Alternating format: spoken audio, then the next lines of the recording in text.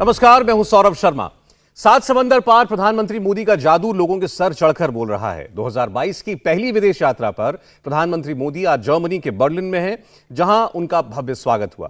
प्रधानमंत्री मोदी जिस एडलॉन होटल में रुके हैं, वहां बड़ी तादाद में पहुंचे भारतीयों ने मोदी मोदी के नारे लगाए और जैसे ही मोदी होटल पहुंचे, अपनी कार से उतरे, ये नारे और गूंजने लगे। होटल पहुंचे भारतीयों ने प्रधानमंत्री के साथ तस्वीरें खिंचवाई, सेल्फी ली। आपको बता दें कि आज ही प्रधानमंत्री मोदी और जर्मनी के चांसलर ओलाफ शोल्ज से उनकी मुलाकात होने जा रही है। 6 तस्वीरें आपके सामने हैं, कैसे प्रधानमंत्री मोदी के स्वागत में बर्लिन का पूरा माहौल आप कह सकते हैं मोदी में हुआ, जहां मौजूद इंडियन डायस्पोरा के लोगों ने एक जबरदस्त शानदार वेलकम उनको दिया। आपको सीधे बर्लिन लेकर चलते हैं। हमारे साथ जुड़ रहे हैं हमारे political editor Devendra Parashar.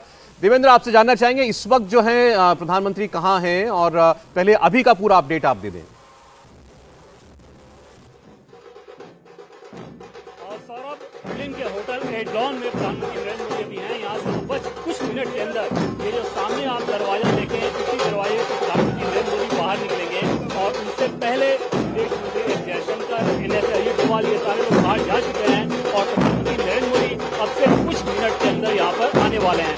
Hotel के बाहर गेट का अगर माहौल आप देखें तो ये नहीं लगेगा कि आप बर्लिन में हैं, जर्मनी में हैं, बल्कि ऐसा फील होगा भारत के किसी हिस्से में प्रधानमंत्री नरेंद्र मोदी का स्वागत करने के लिए वहाँ पर लोग इकट्ठा हैं। जैसे आप सामने तस्वीरों में देख रहे हैं, किस प्रकार से मराठी ढोल तमाशा लेकर और वहाँ पे लगातार नगाड़े बजाए जा रहे हैं। और एक चीज जो कही जाती है कि दुनिया में भारत का डंका बज रहा है, तो यहाँ पर सांस्कृतिक तौर पर ये डंका बजाकर प्रधानमंत्री नरेंद्र मोदी का ये स्वागत कर रहे हैं। अगर स्थानीय समय के हिसाब से थोड़ा बात करें, 12:45 पर, मतलब अभी तक 12:30 बज रहे हैं, 12:45 से प्रधानमंत्री नरेंद्र मोदी का ऑर्डर होना है, जो 10 मिनट चलेगा। और उसके बाद जब चांसलर के साथ उनकी बातचीत होगी, फिर स्थानीय समय के हिसाब से 2:30 बजे IGC यानी कि इंटर गवर्नमेंटल कंसल्टेशन की बैठक होगी, वो तकरीबन 1:30 घंटे चलेगी। भारत और जर्मनी के बीच में बात करें तो पोटेंशियल की लिहाज से अभी असीम संभावना है, चाहे आप व्यापार की बात कर लें, शिक्षा के क्षेत्र की बात कर लें, जलवायु परिवर्तन की बात कर लें। बहुत सारे सेक्टर ऐसे हैं, जैसे अभी भारत और जर्मनी के बीच जो व्यापार होता है तकरीबन $20 बिलियन का होता है। पहला लक्ष्य ये है कि उसको बढ़ा के जल्द से जल्द $30 बिलियन का किया जाए। दूसरी चीज की जो सबसे महत्वपूर्ण चीज है आज की बातचीत में, जो बायलैटरल बातचीत होगी, उसमें इस बात पे नजर रहेगी कि क्या FTA पे दोनों देशों के बीच सहमति बन जाती है, यानी कि फ्री ट्रेड एग्रीमेंट पे दोनों देशों के बीच सहमति बन जाती है।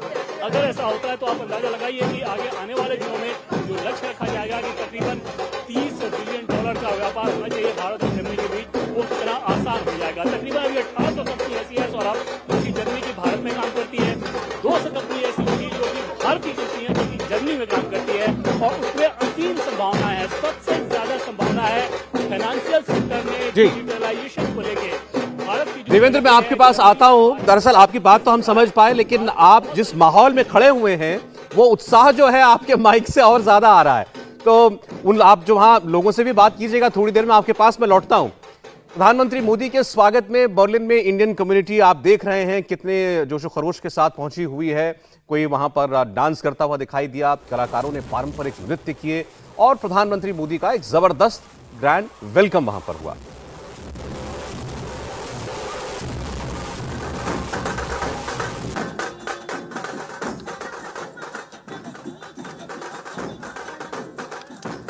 जर्मनी की तस्वीरें आपके सामने। प्रधानमंत्री आज ही बर्लिन पहुंचे हैं और आपने देखा कैसी तैयारियां जो हैं वहां पर मौजूद भारतीय डायस्पोरा ने, जर्मनी में बसे भारतीयों ने की। और प्रधानमंत्री का आप कह सकते हैं सिविक रिसेप्शन भी हुआ। कई वीडियोस आप देख रहे होंगे जब वो छोटे छोटे बच्चों से भी इंटरेक्ट कर रहे थे।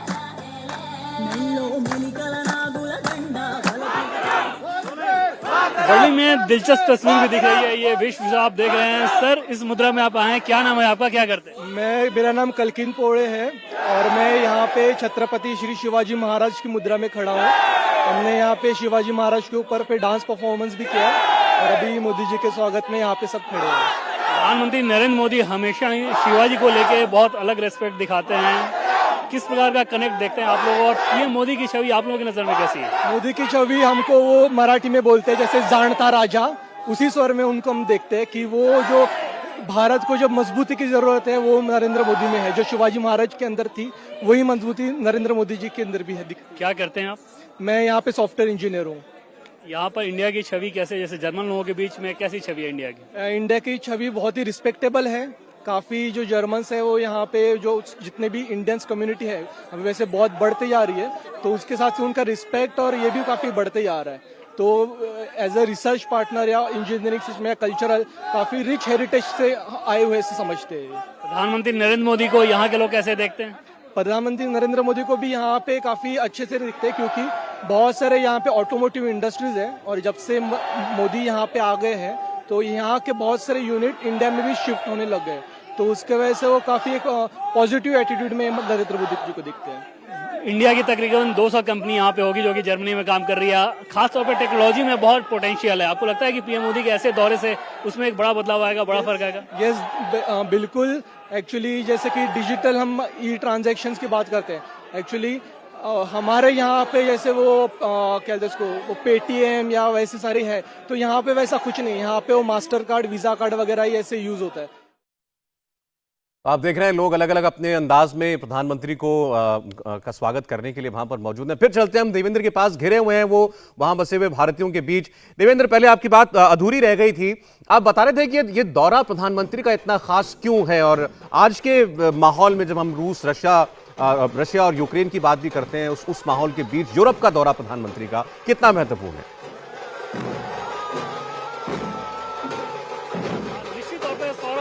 ज्यादा महत्वपूर्ण है और अब से चंद मिनट के अंदर खुद प्रधानमंत्री नरेंद्र मोदी आपको होटल से बाहर निकलते हुए देख सकते हैं। फिलहाल अगर दौरे के लिहाज से बात करें, जैसा कि आपने जिक्र किया कि रशिया और यूक्रेन के बीच जो लड़ाई चल रही है, भारत की उसमें जो पोजिशनिंग है, ऐसे में यूरोप के बहुत सारे देश इस लड़ाई को लेकर बहुत ज्यादा असहज है, इसमें कोई दो राय नहीं।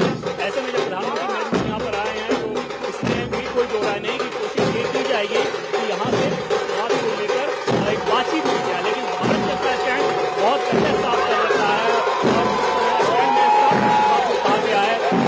शांति का पक्ष है और भारत चाहता है कि समस्या का समाधान बातचीत के द्वारा निकाला जाए, और वही बात देवेंद्र, हम देख रहे हैं प्रधानमंत्री को अपने होटल से बाहर निकल रहे हैं।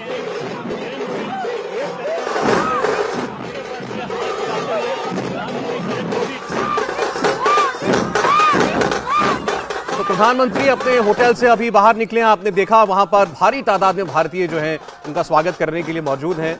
ढोल नगाड़ों की थाप के बीच बड़े उत्साह में लोग हैं। प्रधानमंत्री इस वक्त सबका अभिवादन कर रहे हैं। आपने देखा शिवाजी महाराज की वेशभूषा में भी एक व्यक्ति वहां पर पहुंचे हुए हैं। तो जर्मनी में जबरदस्त तस्वीरें, भारतीयों का उत्साह आपको दिखाई दे रहा है। साल पहला यूरोप का दौरा है प्रधानमंत्री का, बहुत महत्वपूर्ण दौरा है। इसमें कई ऐसे विषय जो हैं उन पर चर्चाएं होनी है जो इस वक्त पूरी दुनिया को प्रभावित कर रहे हैं। लेकिन 2014 से लेकर के आज 2022 तक इन 8 सालों में एक चीज जो नहीं बदली है, जब जब प्रधानमंत्री विदेश यात्रा पर गए हैं वहां मौजूद हिंदुस्तानियों ने उनका दिल खोलकर स्वागत किया है।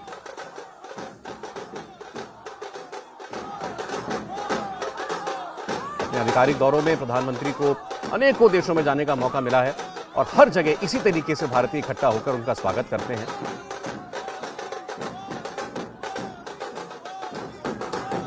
ये बात कहने वाले आपको हर जगह मिलेंगे कि नरेंद्र मोदी की लीडरशिप में दुनिया में भारत का मान बढ़ा है। ये देखिए, जो व्यक्ति जो थे, जो शिवाजी महाराज के वेशभूषा में आए हैं, वो कुछ कह रहे थे प्रधानमंत्री से।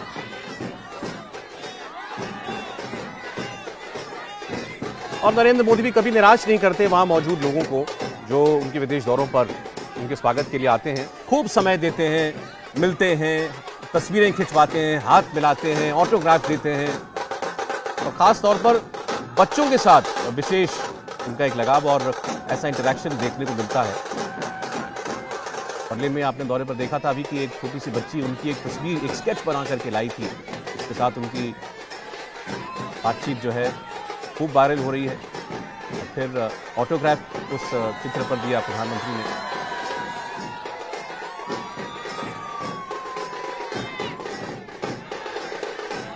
सब लोग अपने मोबाइल फोन निकालकर एक तस्वीर अपनी उनके साथ कैप्चर करना चाहते हैं। और यहां से प्रधानमंत्री का ये जो दौरा है, इसका आधिकारिक जो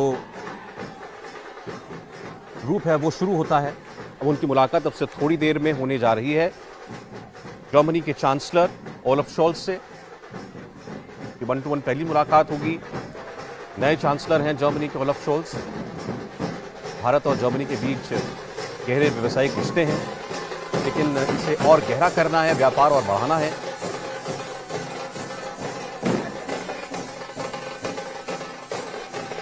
आपको बता दें, 3 दिनों की विदेश यात्रा के दौरान प्रधानमंत्री लगभग 25 बैठकें करेंगे।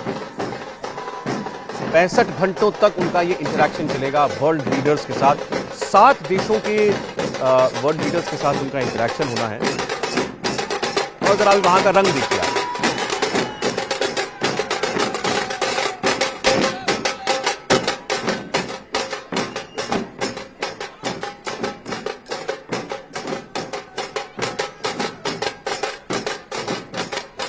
चेहरों पर पढ़ सकते हैं कितना उत्साह है प्रधानमंत्री को देखकर, नरेंद्र मोदी को अपने सामने देखकर वहां मौजूद लोगों के बीच।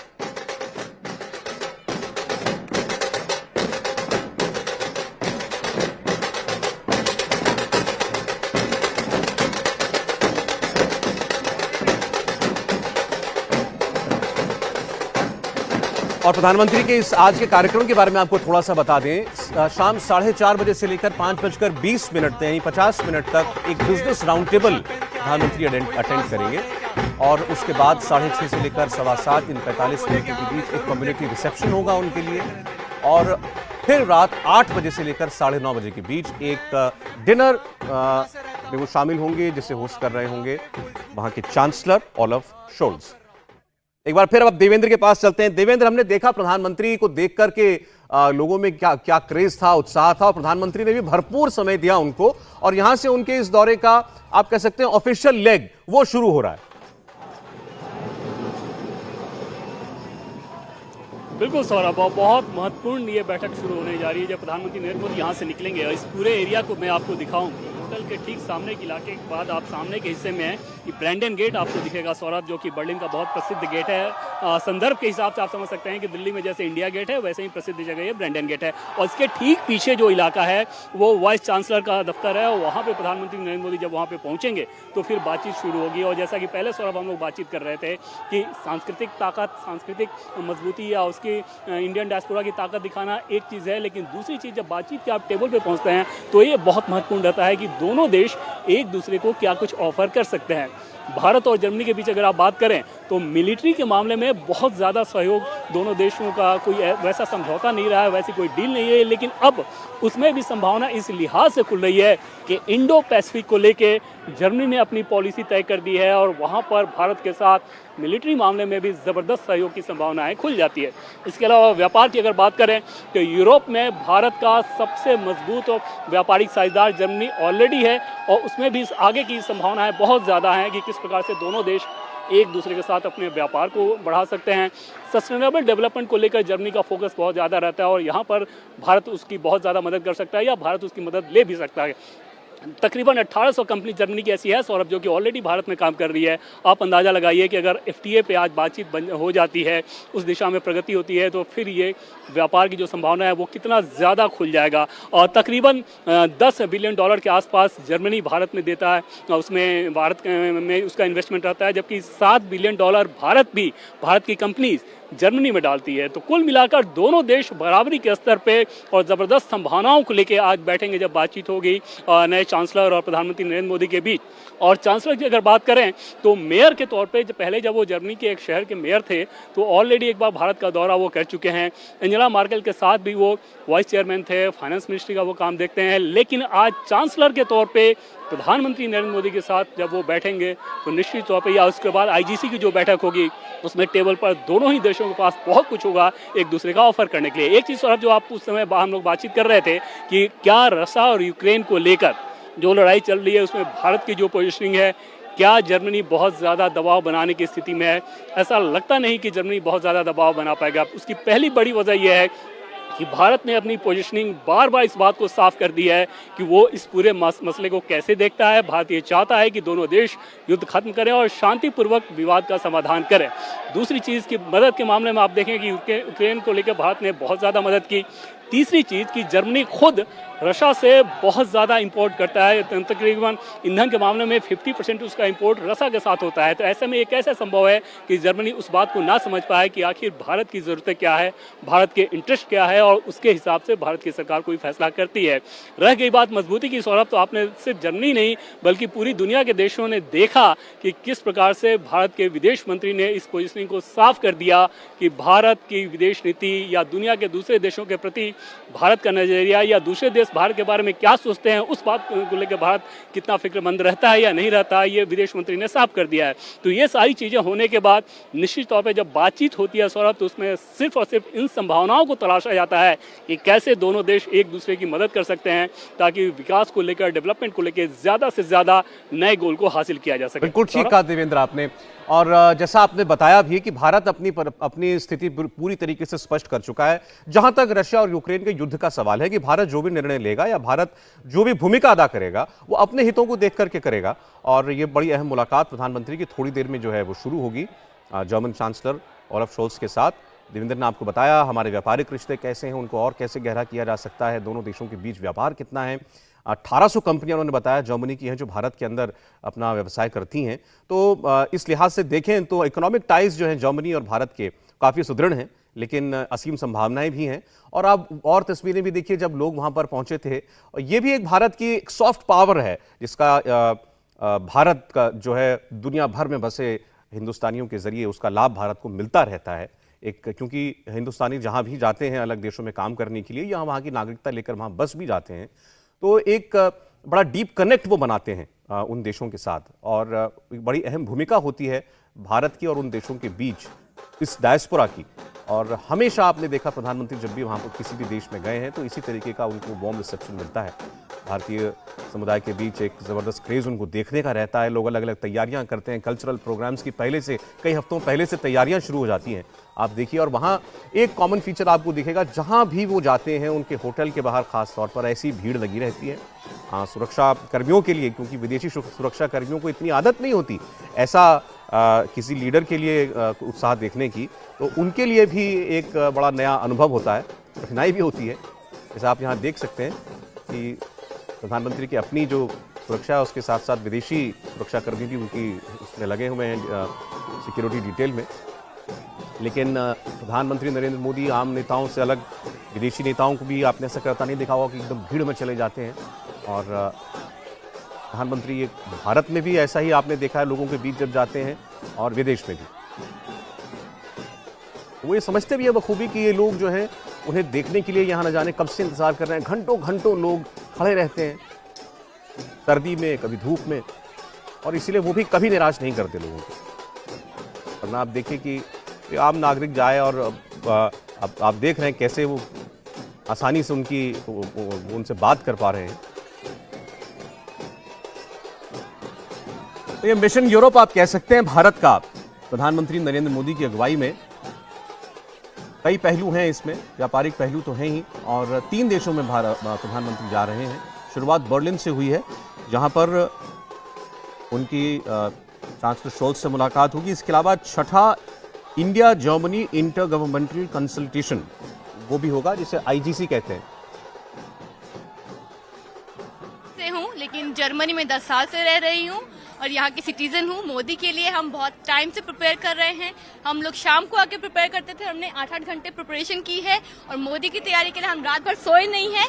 टू मच एक्साइटेड है, सवेरे 5 बजे से उठ के प्रैक्टिस कर रहे हैं। धन्यवाद। फिर लेकर चलते हैं आपको बर्लिन। देवेंद्र पराशर जुड़े हुए हमारे साथ। देवेंद्र, जैसे अभी एक महिला ही बता रही थी कि हमने 8-8 घंटे रोजाना जो है प्रैक्टिस की है, एक कोई कल्चरल प्रेजेंटेशन तैयार की है प्रधानमंत्री के लिए। आप अनेकों विजिट्स में गए प्रधानमंत्री के, मुझे भी कई जगह जाने का मौका मिला है, और ये बड़ा अपने आप में दिलचस्प होता है किस तरीके से हफ्तों पहले लोग तैयारी शुरू कर देते हैं, अलग अलग तरीके से, किस तरीके से जहां मौका मिले प्रधानमंत्री को एक झलक दिखा पाए वो अपनी प्रस्तुति की।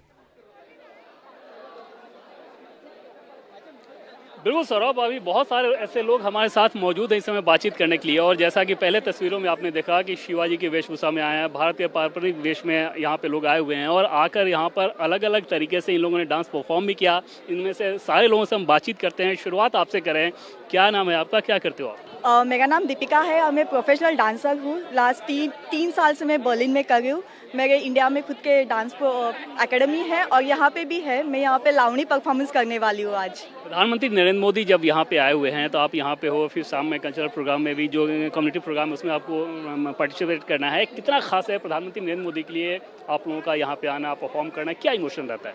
प्रधानमंत्री जी जो हम लोग बहुत प्राउड फील करते हैं। मोदी जी है इसलिए हम लोग हैं और वो यहाँ हमारे देश के प्रधानमंत्री है, इसलिए हम लोग को बहुत अच्छा लग रहा है। और वो इतने साल के बाद यहाँ पे आए तो डेफिनेटली बहुत इंजॉयमेंट है और बहुत हैप्पीनेस फील हो रहा है हमें। तो आप झंडा लेके आए हुए हो लगातार। हाँ जी, हमारा आज परफॉर्मेंस था तो मोदी जी ने खुद आके पर्सनली हमसे बात किया। जैसे कि शिवाजी महाराज हमारे दोस्त बन के आए हैं तो उन्होंने कहा कि आप बहुत अच्छे लग रहे हो, keep it up. So that is really exciting and motivating for us. That was a life remembering moment for all of us. Shivaji की वेशभूषा में जो है उनसे बातचीत कर रहे हैं। प्रधानमंत्री नरेंद्र मोदी के सामने आप थे, पीएम मोदी ने क्या कहा? नमस्ते, मेरा नाम कलकिन पोड़े है। प्रधानमंत्री जी मुझसे मिलने मतलब आए थे, तब उनसे मेरे पोशाक देखी तो उसने बोला कि अरे आप तो शिवाजी की वेशभूषा में हो, आपको कोई स्पेशल है क्या, क्यों ऐसे है? तो मैंने बोला कि हाँ, हम लोग यहाँ पे परफॉर्मेंस करने आए हैं और आपका यहाँ पे स्वागत करने के लिए भी यहाँ पे खड़े हैं। तो बोला अच्छा, very good, keep it up. ऐसी क्या वजह है कि इंडियन डायस्पोरा के हमने कई जगह पे देखा है, हमारे एंकर सौरभ शर्मा हैं वो भी इस बात को कह रहे थे कि इंडियन डायस्पोरा बहुत ज़्यादा उत्साहित रहता है प्रधानमंत्री नरेंद्र मोदी कहीं भी जब जाते हैं। तो बर्लिन में भी ऐसी ही तस्वीर, वजह क्या है? देखिए, भारत में रह के हमारे पास होली रहता है, दिवाली रहता है और भी दशहरा रहता है, ऐसे बहुत सारे त्योहार रहते हैं। पर यहाँ पे हमारे पास एक और त्योहार रहता है जब पीएम मोदी की विजिट होती है। हम जैसे त्योहार के लिए से प्रिपेयर करते हैं वैसे ही पीएम मोदी की विजिट के लिए प्रिपेयर करते हैं। पिछले 1 महीने से हम लोग प्रिपेयर कर रहे हैं कि कोई लिस्ट बना रहा है, कोई क्या डांस करना है, ये करना है, वो करना है, सारी डिसाइड कर रहे हैं। तो वैसे ही जोश उमंग के जैसा त्योहार रहता है वैसे ही पीएम मोदी की हम लोग के लिए विजिट रहती है। आपको तो मैम देख कर ही लग रहा है कि आप त्योहार के मूड में हो एकदम। या डेफिनेटली हम लोग का साल भर का पूरा त्योहार का कोटा खत्म हो गया है। This is it, this was what we were waiting for the whole year, I mean for 4-5 years।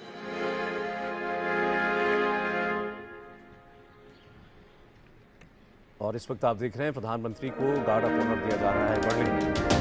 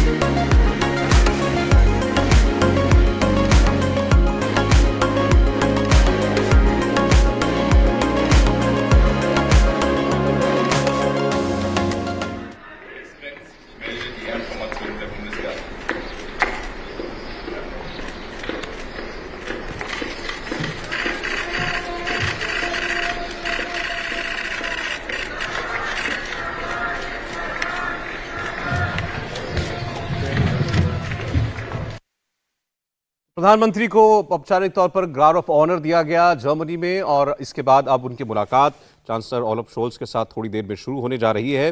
बेहद अहम मुलाकात ये हम सब आप देख रहे हैं विश्व में जो हालात बने हुए हैं, खासतौर पर यूरोप में यूक्रेन और रूस की बीच जारी युद्ध में उसकी चर्चा होना तय है। लेकिन भारत पहले अपनी स्थिति बिल्कुल स्पष्ट कर चुका है कि इस युद्ध को लेकर के भारत का स्टैंड क्या है।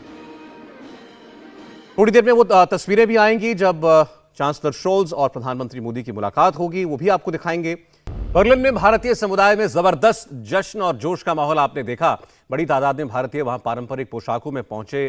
प्रधानमंत्री के लिए एक अलग क्रेज उनमें दिखाई दिया। सांस्कृतिक नृत्य कार्यक्रम की तैयारी करके लोग वहां पर आए थे। प्रधानमंत्री उनसे मिलेंगे और उसके बाद उन्हें एक गार्ड ऑफ ऑनर दिया गया। और अब प्रधानमंत्री की मुलाकात जर्मनी के नए चांसलर शोल्स के साथ शुरू होने जा रही है।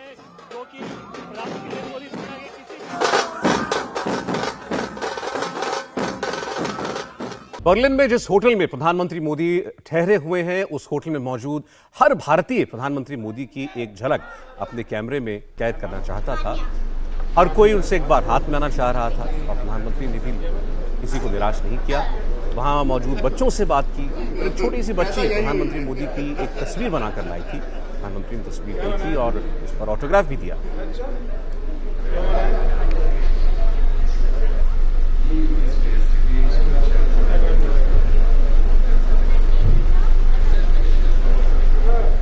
इंडिया टीवी हर वक्त हर जगह डाउनलोड करने के लिए सर्च करें India TV news Google play store या ऐप स्टोर पर।